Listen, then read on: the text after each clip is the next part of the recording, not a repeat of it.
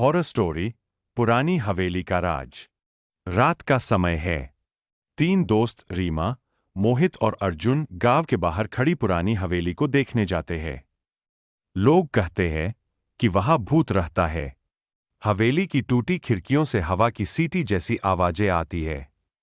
जैसे ही वो हवेली के अंदर जाते हैं, दरवाजा अपने आप धड़ाम से बंद हो जाता है।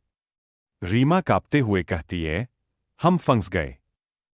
अचानक मोमबत्ती अपने आप जल उठती है और दीवार पर परछाइयां बनने लगती है। उन परछाइयों में एक लंबा, बिना चेहरा वाला आदमी दिखाई देता है।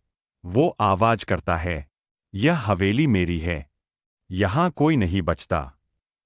बच्चे डर के मारे चिल्लाते हैं।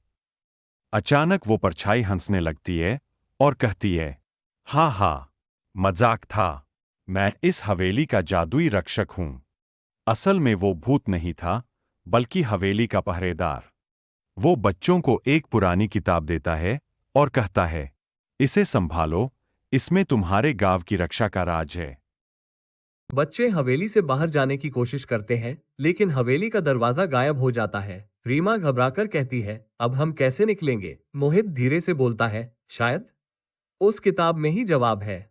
अचानक किताब अपने आप खुल जाती है, ओपन बुक, और उसके पन्नों से एक चमकता हुआ नक्शा निकलता है। नक्शे पर हवेली का एक गुप्त हिस्सा दिखता है, जिसका नाम है खोई हुई आत्माओं का कमरा।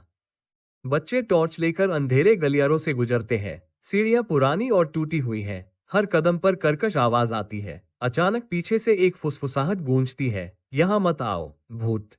वे हिम्मत करके दरवाजा खोलते हैं। अंदर दर्जनों आत्माएं कांच की बोतलों में कैद है। उनकी आंखों से नीली रोशनी चमक रही है। किताब बोलती है, अगर तुम इन आत्माओं को आजाद करोगे तो हवेली का श्राप टूट जाएगा। बच्चे डरते हुए एक दूसरे को देखते हैं।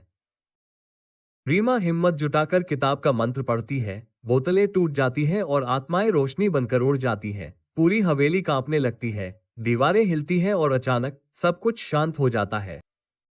बच्चे हवेली से बाहर निकल आते हैं, लेकिन आसमान अचानक लाल हो जाता है और चांद खून जैसा लाल चमकने लगता है। रीमा डरकर कहती है, ये कैसा चांद है?